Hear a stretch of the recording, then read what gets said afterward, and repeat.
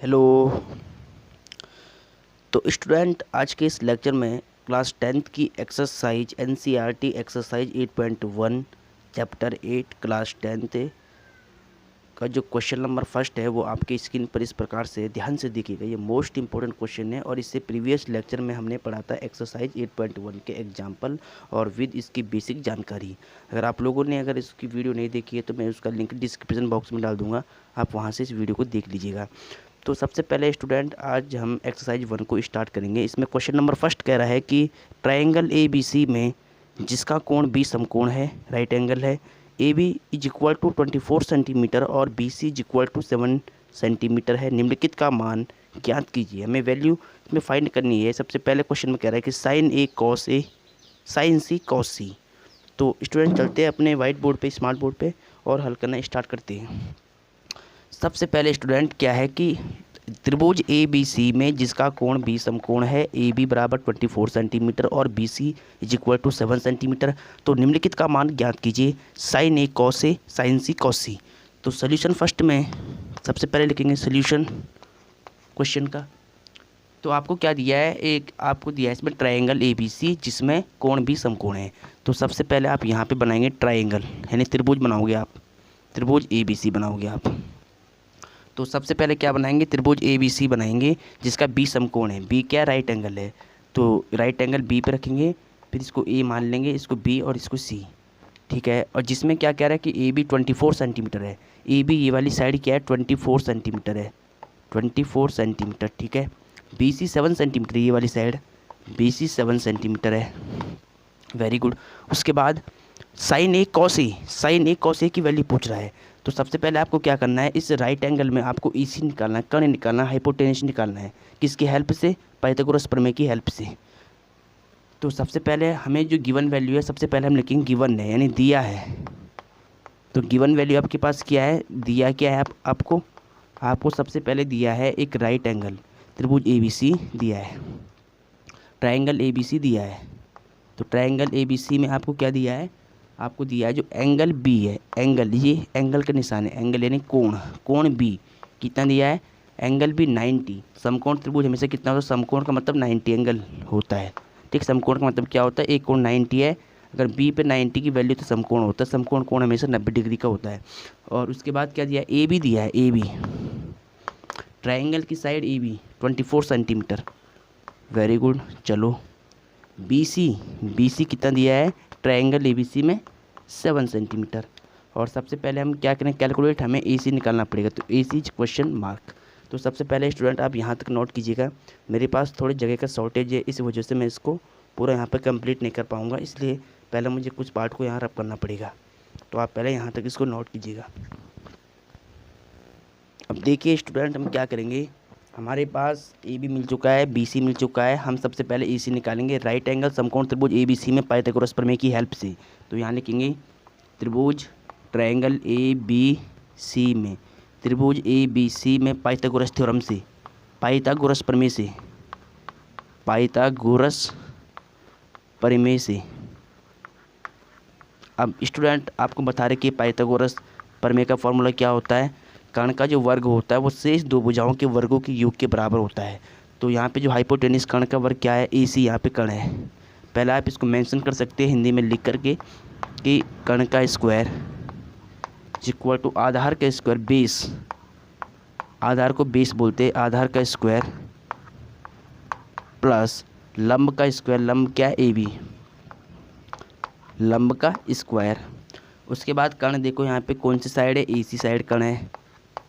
Right angle यानी समकोण त्रिभुज के सामने वाले भुजा हमेशा कर्ण होता है, हाइपोटेन्यूस होता है। आधार क्या है, बी सी, बहुत बढ़िया। लंब क्या है, लंब ए बी। अब स्टूडेंट इसकी वैल्यू आपको पुटअप करनी है। ए सी की वैल्यू कितनी है नहीं पता, इसको हम निकालेंगे। तो ए सी आपको ए सी रखना पड़ेगा।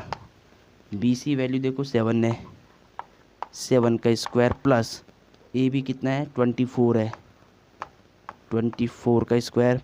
अब थोड़ा मुझे रब करना पड़ेगा इस नीचे वाले पार्ट को, उम्मीद है आप लोगों ने यहाँ तक नोट कर दिया होगा। चलो अब जस्ट आगे चलते हैं। देखो ए सी का स्क्वायर 7 का स्क्वायर 49 और प्लस में 24 का स्क्वायर 576 576 होता है। ठीक है, 24 का स्क्वायर कितना होता है 576 है।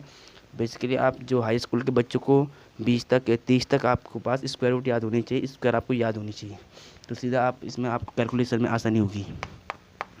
AC का स्क्वायर इज इक्वल टू, इसको ऐड करो, ये हो जाएगा 9 6 15 का 5 हासिल का 1 7 4 11 1 12 का 2 हासिल का 1 5 1 6 625 हो जाएगा AC का स्क्वायर।